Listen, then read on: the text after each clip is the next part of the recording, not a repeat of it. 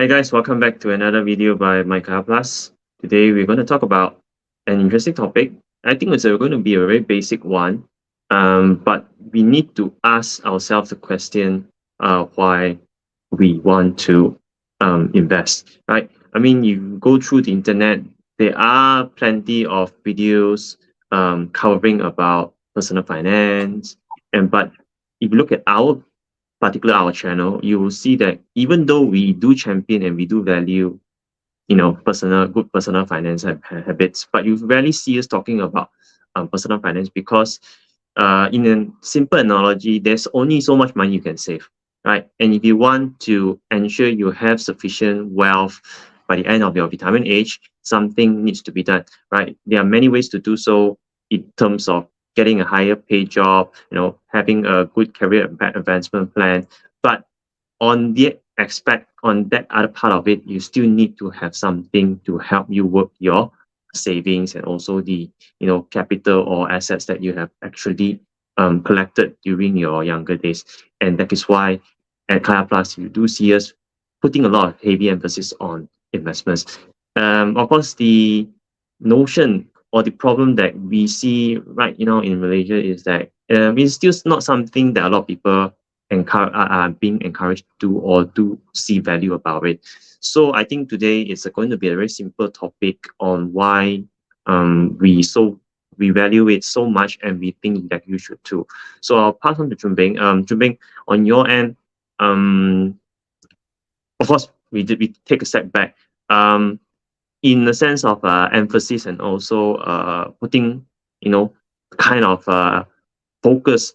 Do you think you focus more on personal finance or you focus more on the investment part? I think fundamentally, you need to make sure you have some value in exchange of money. So this Yeah. is a fundamental one. So once you have established that, then the financial literacy literally come in to basically make a difference. The reason why we talk about why growing your money is more important than ever before is this something just happened like maybe this recent 100 years, right? Actually, retirement is also something that's very, very important for people come from ancient age.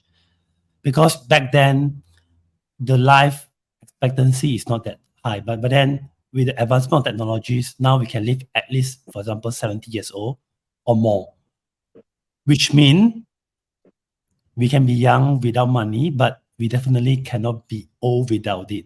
So I think this is quite an important quote that actually struck me a lot.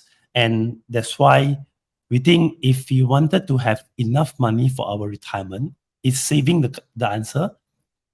We take a step back and think about it. And we are trying to convince ourselves maybe this is the easier way. But the fact is maybe this is not the best choice. And we will tell you why. So we have listed out a couple of reasons. Maybe you can be agreed or disagree with us. Feel free to actually exchange a comment inside the comment section. Of course, for me myself, the very important factors or the very important reason that why we should invest as early as possible is because this is about doing something for your future selves. So think about it. You wanted to build a safety net. You need to build it early because you may have any potential things that come in accidents, come in surprise that disrupt your plan. But if your plan come in early, you have a solid foundation, you can recover fast.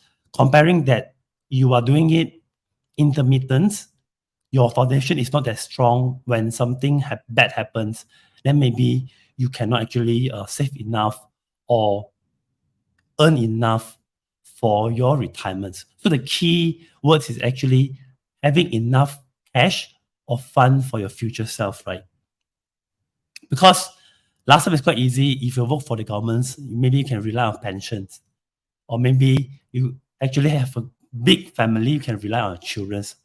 But the fact is, for us, if you don't want to think about all these external factor, the best way is actually rely on yourself. If you wanted to rely on yourself, saving is just not enough. Invest is one of the best way to go. So this is leading into the second factors. Maybe Jupan can share more later is about inflation, inflation, and inflation. So like it or not, the society progress with inflations.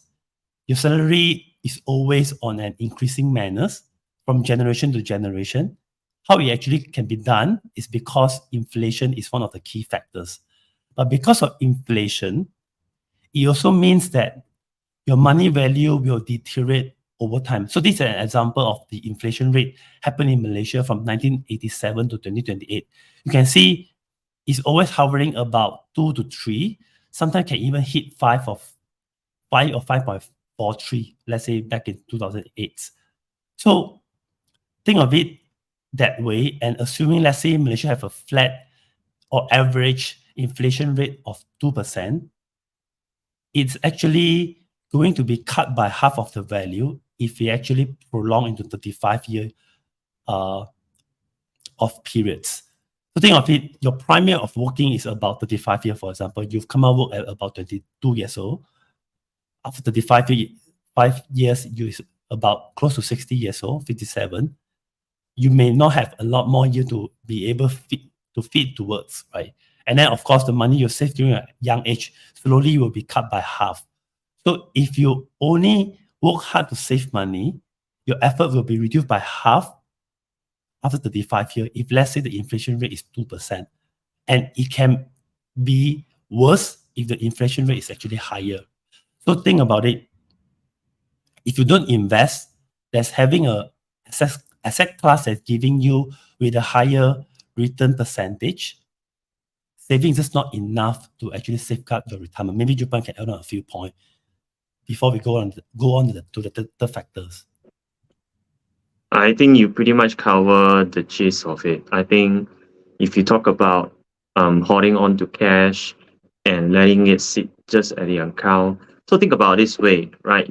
We want to work as hard as we can during our prime years.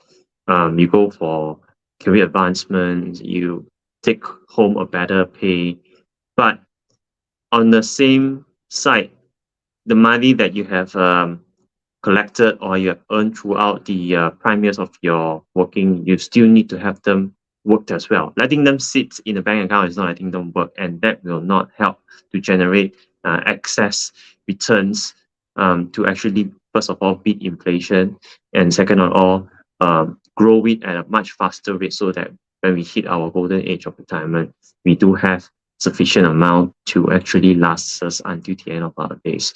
So, and of course, I think we covered the topic about inflation before. You can check out the video that we have on top right corner. Inflation is, at the end of the day, a healthy inflation rate is actually a sign that the economy is growing.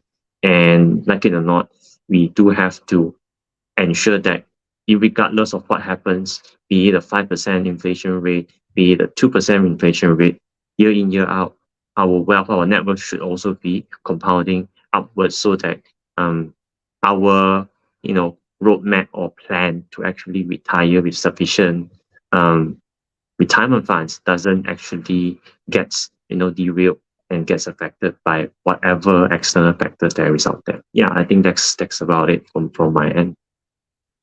Okay, then we continue with the third factors on why should you invest as early as possible. Because you should always think about it, you have so much to offer from a human capacity perspective. So think of it that you can actually replace your human capitals with financial capitals. So what does it mean is, this chart actually gives you a good illustration to compare the so-called total economic wealth. So of course, at your prime year, your young age, you have tons of the human capitals to actually support you to earn a living. But then when you hit, like, let's say your mid-50s or your mid-40s, it may go into some intersection point that you will need to rely on your financial capitals to actually carry on so that you can live about the same lifestyle throughout your whole lifespan. So this is very important. And if you're able to build up your financial capital as early as possible, so the whole process will getting more relaxed as the time goes on, right? So this is key charts to actually illustrate the difference. And of course, this is also another way to look at it on how we actually can turn a perspective, because two capital can be equally effective, but it actually depends on the different of times. Of course, the younger you are, you have less capitals to invest. Of course, you can rely a lot on your human capital, which is your time, your efforts, your skills, to actually earn the things to come back. Let's say your relationships and so on. But of course, for the financial capitals is something that you can actually rely on. For example, the physical asset, the money. In order to do this on an effective manner, you need to always invest, and then it can actually have some capital returns and keep the cycle going. Maybe Jupan can add on a few points. Yeah, I think, of course, we talk about good habits. We talk about a key roadmap to actually ensure that your investment plan does not get derailed. But you look at it, it can be much more sophisticated and much more complicated if you talk about what kind of stocks to invest or what kind of sector you want to invest. But if you take a step back and just understand the key roadmap of getting everything planned out, the blueprint of managing your finances, I think this pretty much sums up everything, right? When you are young, you have energy, you have time. This is where your initial capital collecting process starts place, right?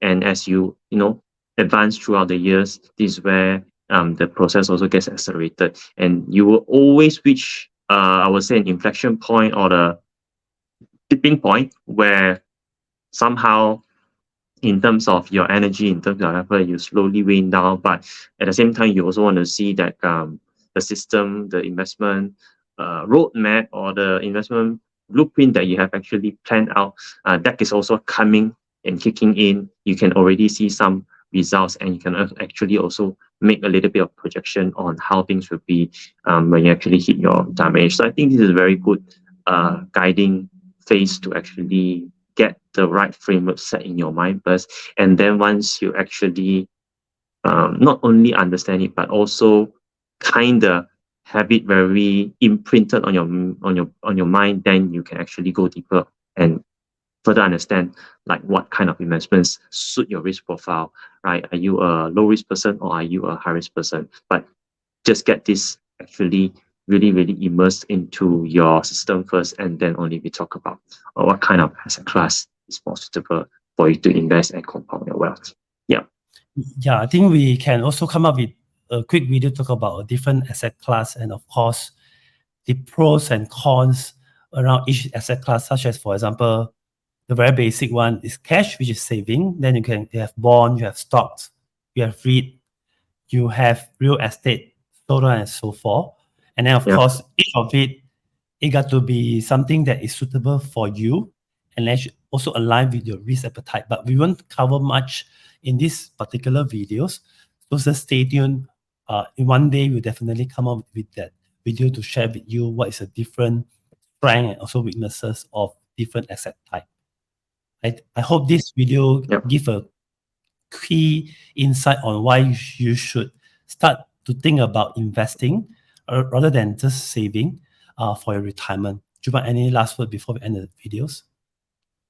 I don't think so. So I think just get that right mind frame into your brain first, and then in the future videos we talk about the the kind of asset class out there that is suitable to each and everyone. So of course, if you like the video, do give it a thumbs up, subscribe to the channel, and turn on the notification bell button so that we can get motivated to prepare more such contents for your benefit. And of course, if you actually think that it will benefit your friends and family, do share it to them as well.